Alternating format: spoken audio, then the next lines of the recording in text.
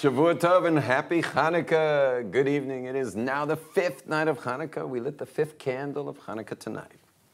Hanerus Hallel Kodesh Hem. These candles, they are holy. And here we are on the Hidabroot channel for a special program, the first inaugural program of Hanukkah for the English-speaking programming. With guest rabbis, songs, and good music, our sages established the 8 days of Hanukkah as days of song and praise. So here we are together to celebrate, and we have a special guest tonight, one of my friends for years and years, although you and I are so busy we might get to schmooze in an elevator, which has happened before. Rabbi Dovid Orlofsky. Rabbi Orlofsky is a former regional director for the NCSY, and I imagine that was a blast for the students when you were the director there. I was young. You were young? Oh, you weren't funny then? It was a lot of fun. You were a lot of fun. Now I'm old. Rabbi Orlofsky is an internationally acclaimed lecturer and educator. He is one of the most dynamic and entertaining lecturers in the Jewish world today. Now, Rabbi Orlofsky, even though I have some questions for you, we're going to start with a little song. Oh, goody. I think we're going to go with, we're going with Hallel, because we say Hallel during Hanukkah every day. 8 days. 8 days. 8 days of Hallel. 8 crazy nights. And so in Hallel, one of the great lines is Mina meitza karasika nani b'mirchavka, which means that from the narrow straits, meaning from difficulty, meaning struggle, I call out to God, and He answers me with breath, with space, with abundance, with expansion. And so let's do Mina meitza. Here we go. Hoi mina meitza karasika hanani b'merchavka mina meitza karasika hanani b'merchavka hanani hanani hanani b'merchavka Hanani, Hanani, Hanani, b'merchavka. Hey, mina meitza karasika. Hanani, b'merchavka. Mina meitza karasika. Hanani, b'merchavka. Hanani, Hanani. Hanani, b'merchavka. Hanani, Hanani, Hanani, b'merchavka. Hey, mina meitza karasika. Hanani, b'merchavka. Mina meitza karasika. Hanani, b'merchavka.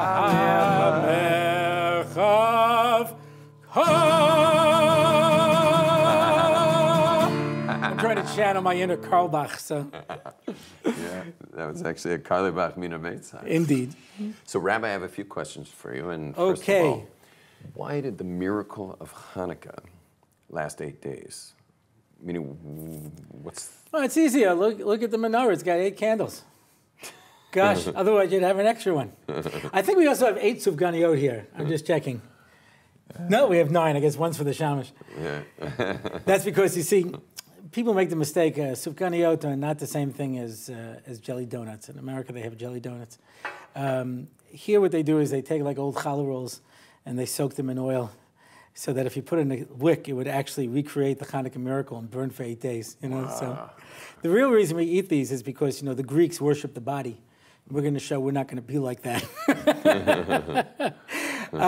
It's 8 days. I'll tell you an interesting thing about 8, and it does tie in with my sufganiyot. I don't want you to think there was no segue here. Yeah. This world, basically, the number that captures this world is 7. This is the Maharal 101, right? If you think of this world as 4 directions up and down, 6, right? This world is 6. Hashem is here, Hashem is there, Hashem is truly everywhere, up, up, down, down, right, left, and all around. That's front and back here. So it's 6 sides. The point in the middle that gives it all meaning, if you will, the little ball in the middle of the Rubik's Cube that allows the whole thing to turn around, that's 7. 7 is what brings all the 6 together. 6 days you will work, and on the 7th day, you'll enjoy what you worked during those 6 days. 6 years you will plant, and in the Shemitah, the 7th year, the sabbatical year, then you will enjoy what you worked for 6 years. 7 is always that number that brings those 6 together. So that's 6 and 7. What's 8? 8 is outside. 8 is beyond. Interesting that Hanukkah is the only holiday that doesn't even stay in 1 month. It moves from 1 month to the next month. It's outside of time. And interestingly enough, if you want to talk about the words a little bit, Sheva is related to the word soveya. You're full. Shmona is from the word shmena. You understand? More. Shmena meaning fat. Meaning fat, right. Moving beyond your limits, right? Between your clothing fit you when you're sova, it does not fit you when you're shmena, yeah? Wow. It moves beyond. So Hanukkah is something that's completely out of the normal functioning of the world. Whenever you find 8, 8 is outside, right?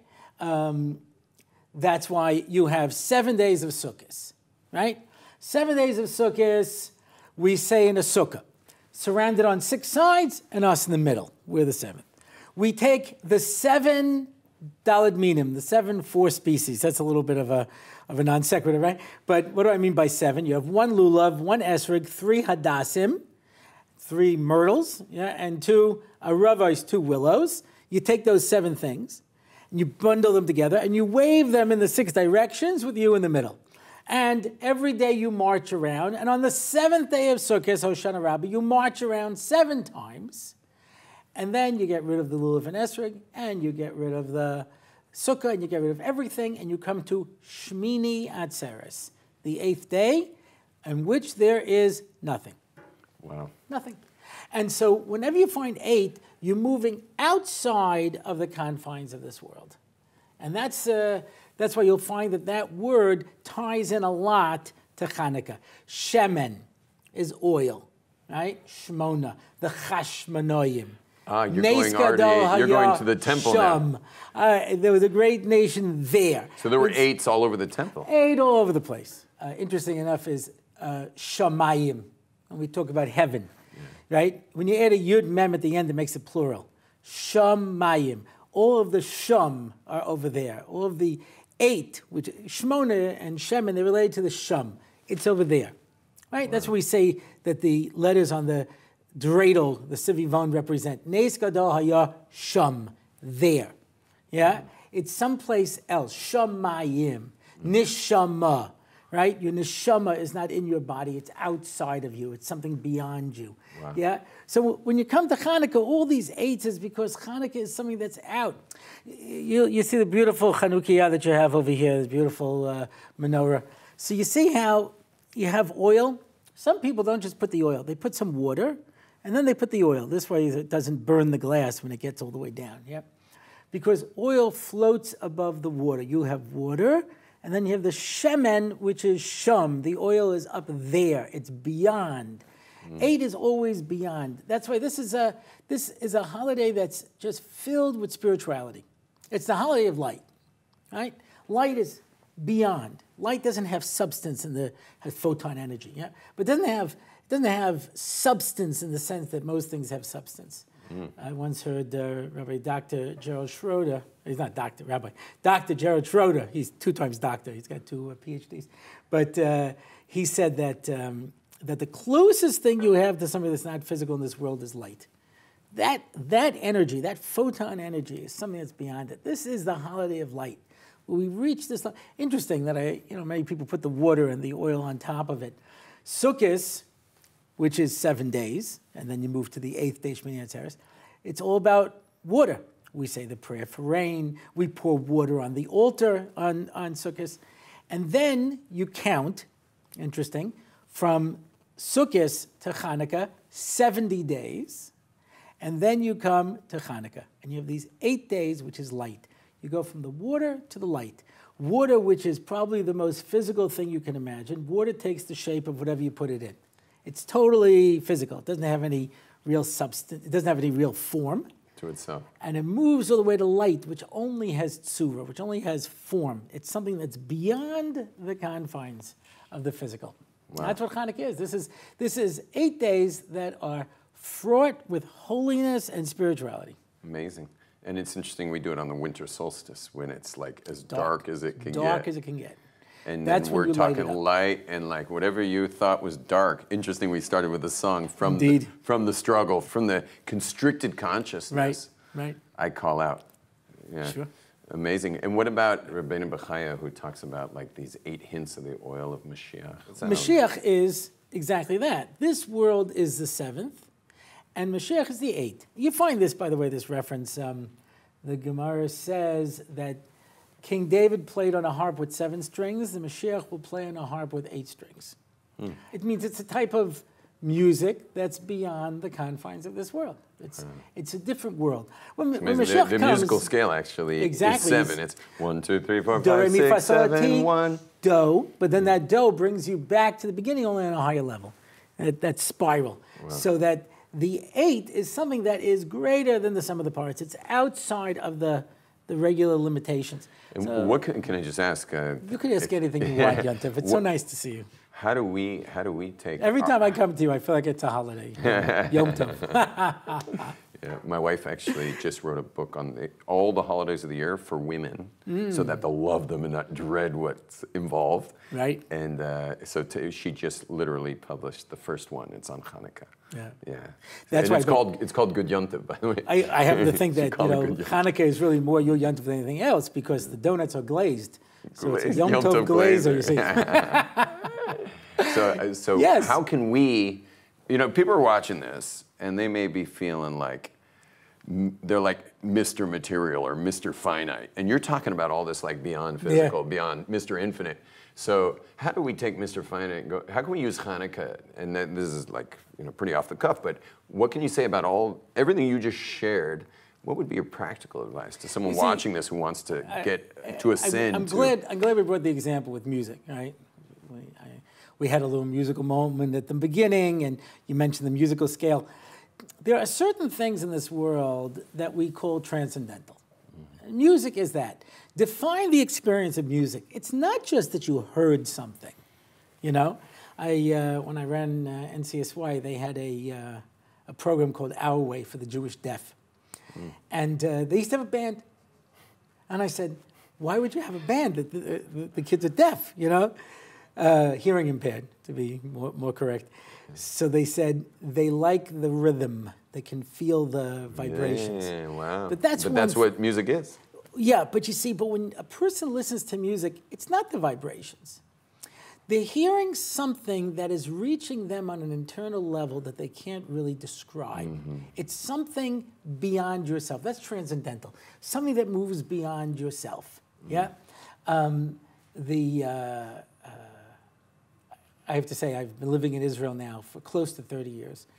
One of the hardest things I had to give up was autumn. Now, you're from LA, right? Autumn. Aren't you from LA? Yeah, autumn, meaning fall. So you don't have autumn. Yeah. Well, no, we didn't have autumn. You don't have autumn in LA. But I came from Long Island, and when the trees would turn color, red and orange and scarlet and gold, and it was just, you would look at the trees, and there was something about it that just lifted you out. Or that first snow, when the whole world is white, and you sense something beyond yourself. That's transcendental. We talk about spiritual experiences, and it's so hard because we always get ourselves caught up in the moment, and we miss the greater thing. Today in psychology, they have a term for what we're trying to achieve. It's called mindfulness. And the idea of mindfulness is focus on the here and focus, don't let things slip away. You miss the details. You want a terrible story? You want to hear a terrible story? Sure you do. Everybody loves terrible stories. Yeah. The Gemara says that the Kohanim, they used to have a lottery, how to give out all the different services. They'd make a circle and they'd pick a number, they'd go around, make a lottery. But the Trumas Hadesha, which was the first thing they did, they would go up to the altar, take away some of the ashes from yesterday, put it on the side. There weren't too many Kohanim who got there that early in the morning. So they had a race up the ramp. Whoever got there beat out the other guy by 4 amos, 4 to 6 feet, depending who you talk to. he got to do it. If they were within that, boundary of 4 amos, then they came back down and they had a lottery. So one time these 2 Kohanim are neck and neck. One guy can't take it. He's so excited about being able to do the mitzvah. He pushes the other guy off. Guy falls and breaks his leg. So they did away with the race.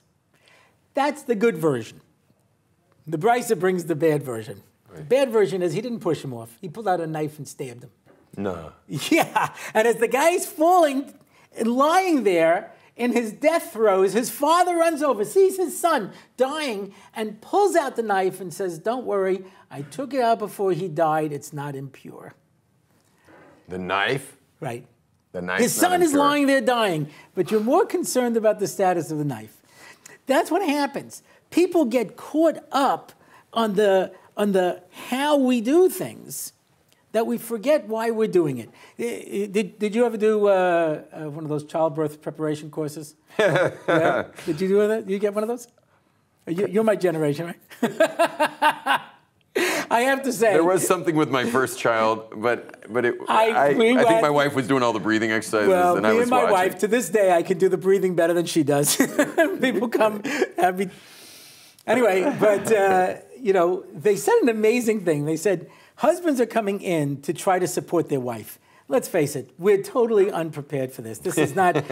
All men are genetically prepared to do is pace outside and say, any news? Any news? They should not be in there. After they introduced the husband coming into childbirth, divorce rates went up over 50%. I mean, I don't know if there's a direct relationship, but we're just not meant to do this. But anyway, so they said an amazing thing.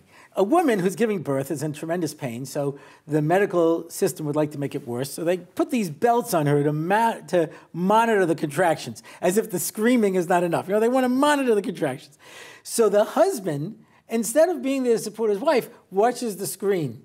And he says, oh, look, it's a contraction. He goes, I know. Well, it's a big one. He goes, I know. Look, it's peaking. I know. But we get caught up on watching the screen instead of the person who's actually there.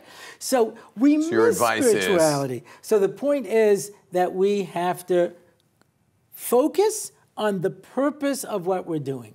So much of what we do, people don't know why we're doing it.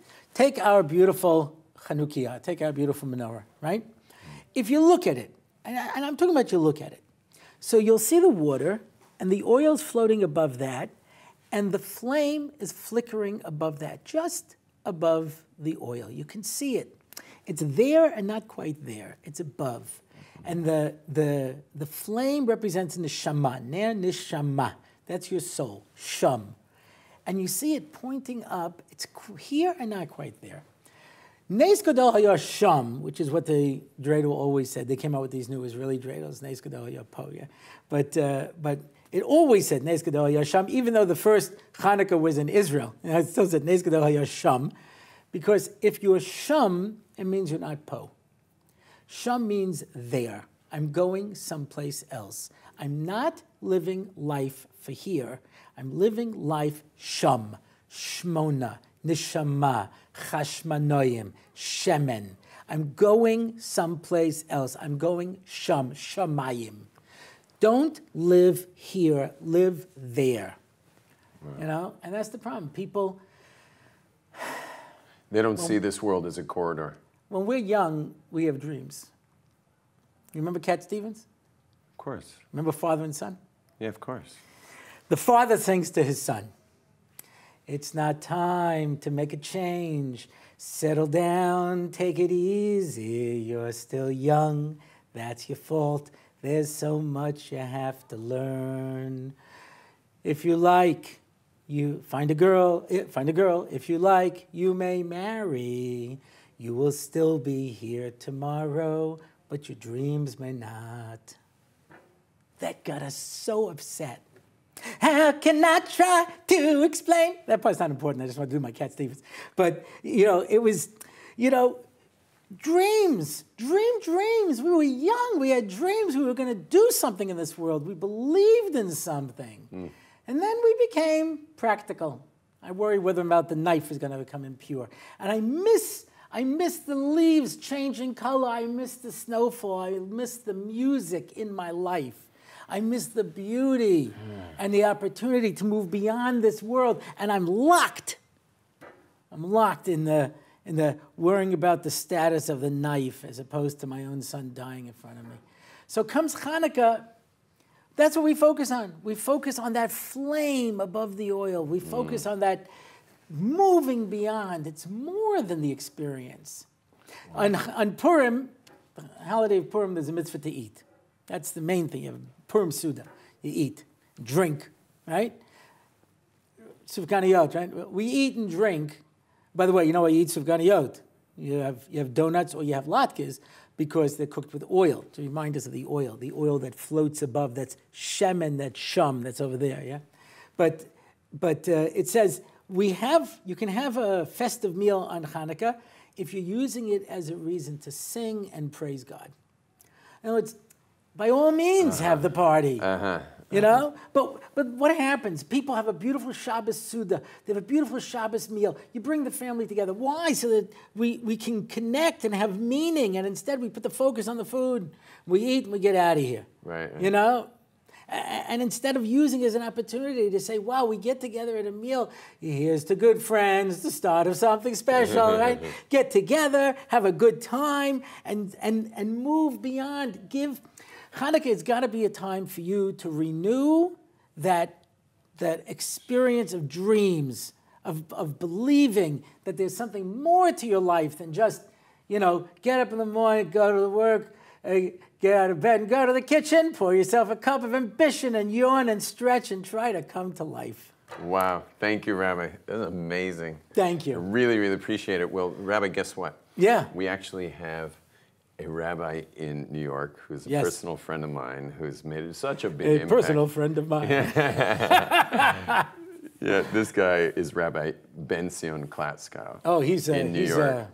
He's a firecracker. He's something else. He is something else. It's people like that who really make me feel how old I am.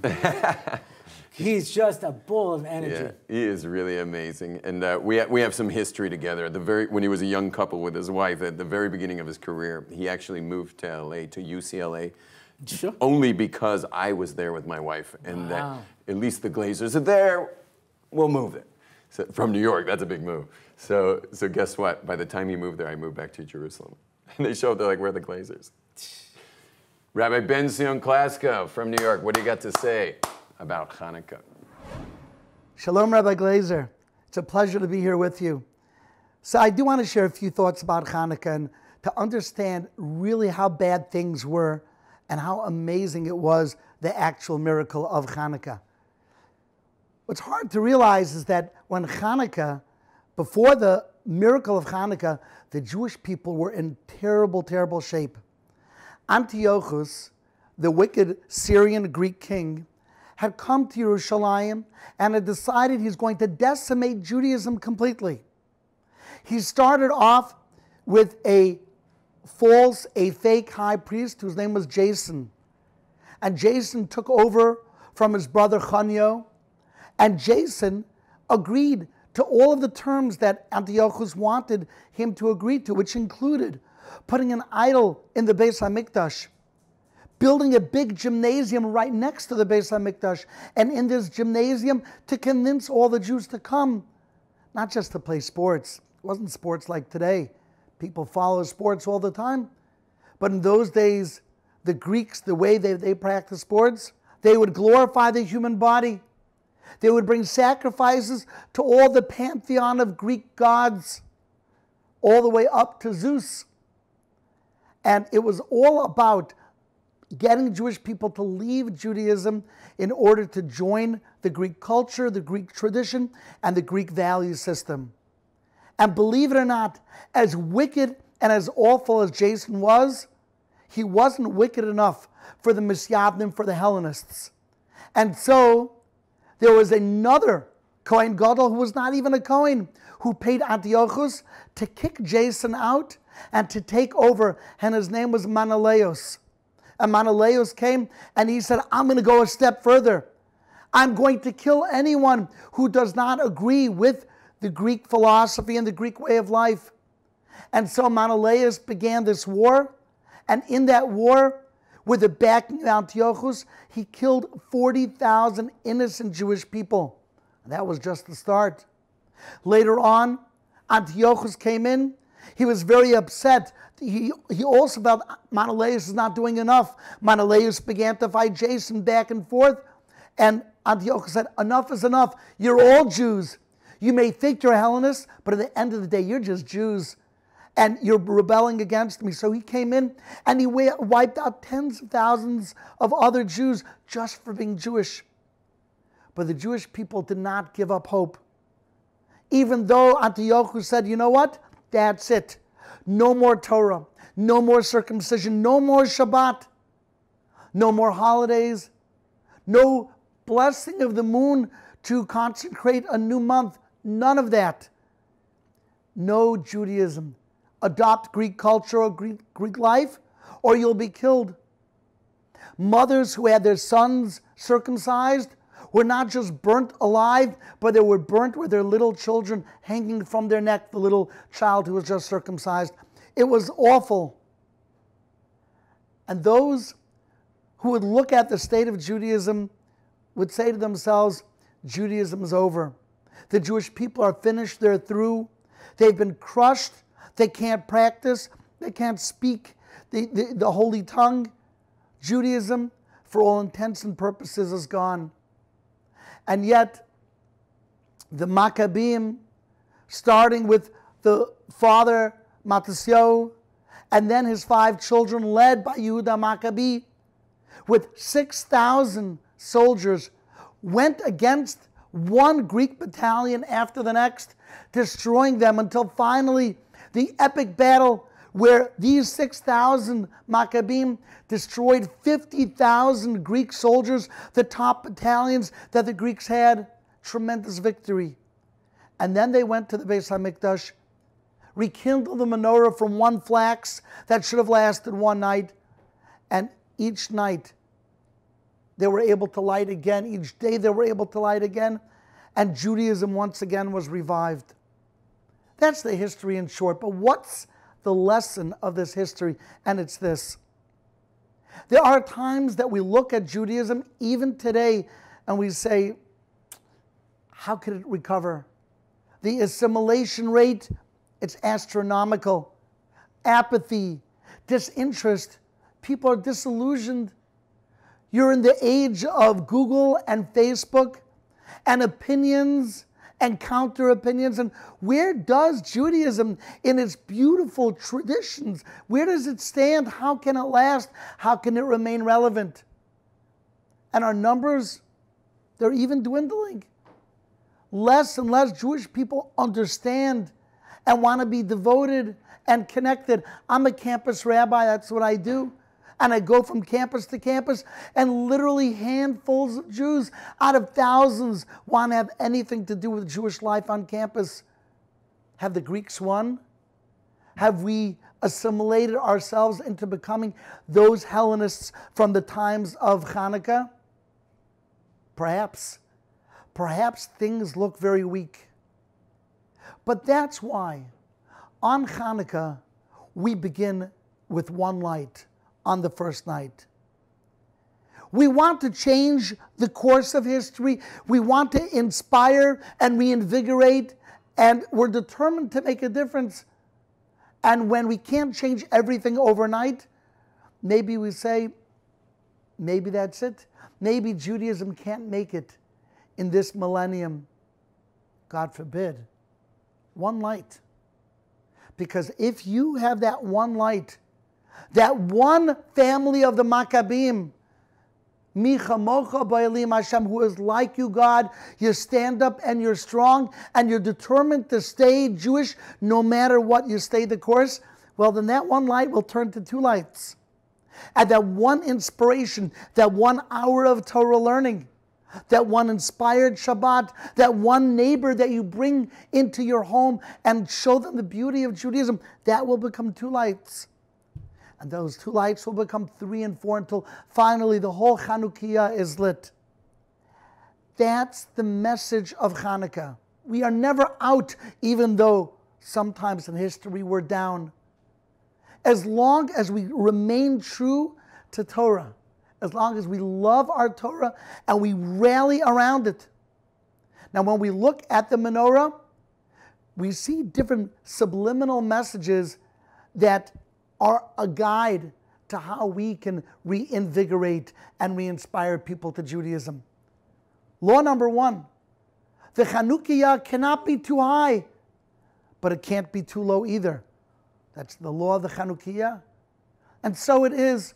When we want to inspire people, we can't be too high to the point that we're looking down on the other Jewish people and looking down on the world.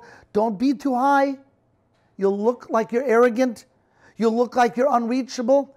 And you won't speak to other people. They won't be able to connect with you. But don't be so low. Don't grovel in the dirt with them. Don't run to their parties.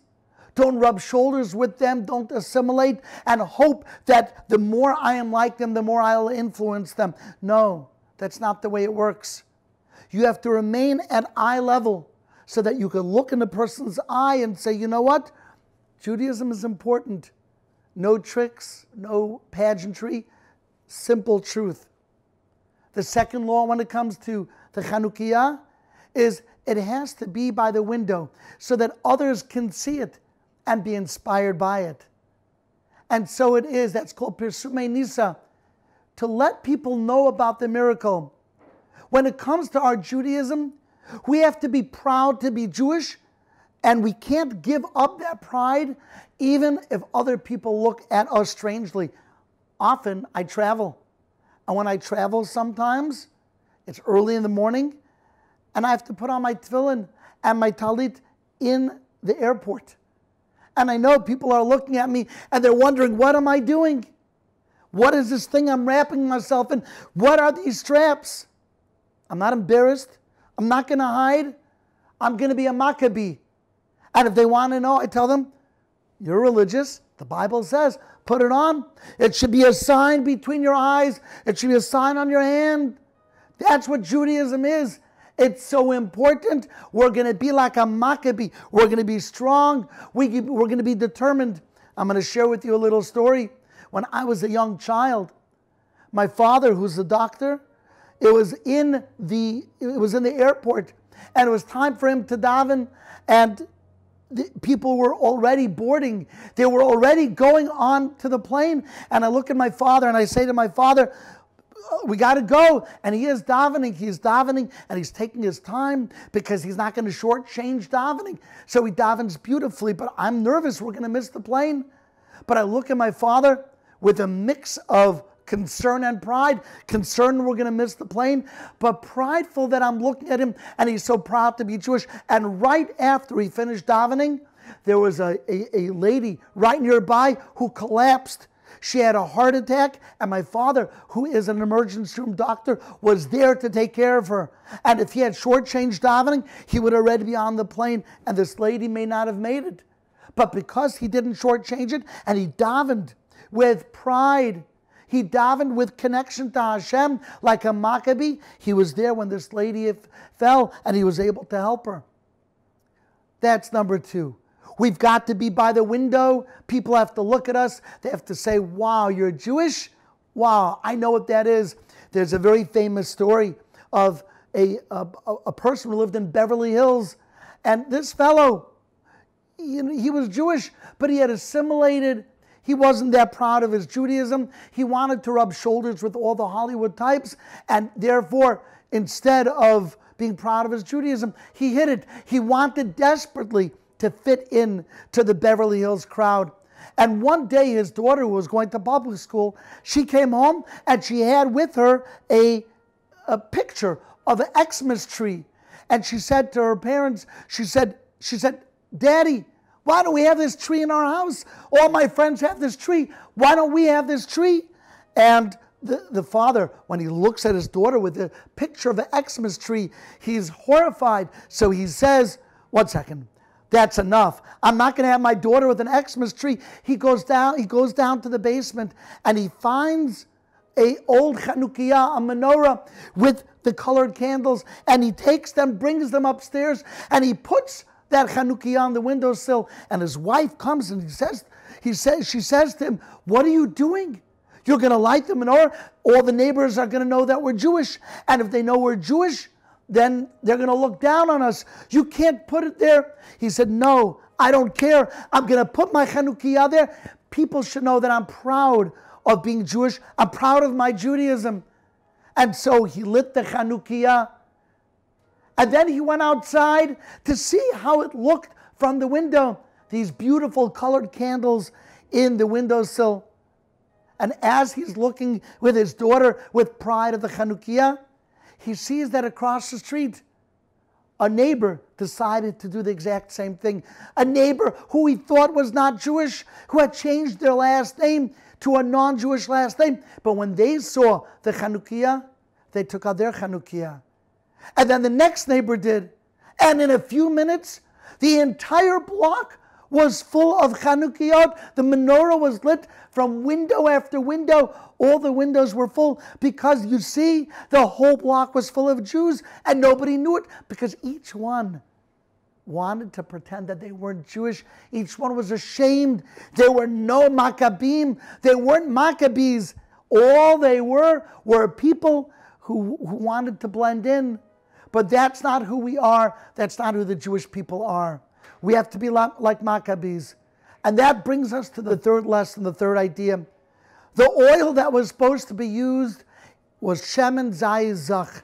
It had to be beautiful, pure oil used in the menorah in the Beit HaMikdash. That's the lesson when it comes to Judaism. When we want to transmit Judaism, it's got to be pure. The oil has to be oil that is beautiful and pure. And when we transmit Judaism, we can't dilute it. We can't keep giving in, because when you give in a little bit, one halacha, let's sacrifice this law and that law, and eventually it's not Judaism anymore. Little changes make a great big difference in the long run. We want Judaism to last. And that brings us to the fourth law. You want to do Judaism right? You want to do Hanukkah right? It's ner ish uveso. You pass down that tradition. Involve your family in Judaism. Involve them in Hanukkah. Involve them in Pesach. Involve them in Shabbos. Ner ish uveso. That's minimum. One person, one light. But if we want to do the mitzvah, mahadrin mina mahadrin, the most beautiful way, it's not just one ner, but every single day we add another candle, another light. What does that mean practically? What that means is that we have to be constantly growing and adding light to ourselves and our family and our community, in our marriage, to our children. One light, that's nice. We hang on to that tradition. It represents something. But each night to add another light, continuous growth throughout our lives and throughout our children's lives, adding more Torah learning, being careful about Lashon Hara, teaching the children, you know what? This month, let's make brachot out loud. Let's make a bracha out loud and let everyone say Amen. Each mitzvah, to try to grow it, to try to nurture it so that it becomes part of us and we feel like our light is growing. And each night that light grows and we put it by the window, and so too, all the time our mitzvot are growing. And our community sees it and our friends see it, and they're going to want to grow as well. So this is going to be my message to you, dear listeners. I want to thank you, Rabbi Glaser, for having me on. And I wish you and all the people in Eretz Yisrael, which is where you live, and all the people in Chutz La'aretz, which is where we currently live, a Chanukah of light, a Chanukah of growth, a Chanukah of pride, where we could stand there in front of everyone and say, Mi chamocha ba'elim Hashem. No one is like you, Hashem. No one is like you. Mil Hashem Eloi. Whoever wants to connect to Hashem, come to me. It's not a matter of numbers. It's a matter of determination, the purity of the oil, the determination to connect to mitzvot. And in that way, Chanukah will be much more than just presents. It'll be much more than latkes and playing dreidel. It'll be our exclamation, our proclamation that our Judaism is bright and shiny and growing and a light so that all the nations will see that the Almighty loves us so much. Have a beautiful Hanukkah. Thank you, Rabbi Klatzko. And so amazing to see you and hear your words on this amazing holiday. And Rabbi Orlofsky, wow, enlightening, awesome. Pleasure. And the advice was very powerful. And I think everyone's going to take that to heart or has taken that to heart right now. They aren't putting that sham, they're putting that now. They're going to... Nice save there, beautiful. Yeah, this is going to be integrated by everyone who heard it, and we really, really appreciate you being with us. My pleasure. Shavua Tov. Shavua Tov, happy Hanukkah. Happy Hanukkah. Good seeing everybody, and I'm taking the sufgani out with me. Yeah, come on. And happy Hanukkah, everybody. We are so excited to keep going. Every night we are lighting the candles, and tomorrow night is no different. So please join us here in Hidabroot with more amazing Hanukkah programming.